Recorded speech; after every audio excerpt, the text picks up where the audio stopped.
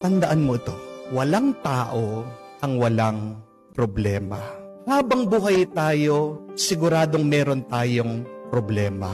At tandaan mo to, hindi lang isa ang problema ng tao. Habang nabubuhay tayo, magkakaroon at magkakaroon ka ng mga problema. Pero bakit ka napapagod? Bakit ka nai-stress? Bakit ka nabibigatan? Kasi gusto mo, lahat ng problema mo, magkaroon na agad ng kasagutan. Parang yung ginawa mo kagabi. Gusto mo, lahat ng mga kambing ay makatulog. Pero sinasabi ko sa iyo, imposible yun. Tandaan mo to.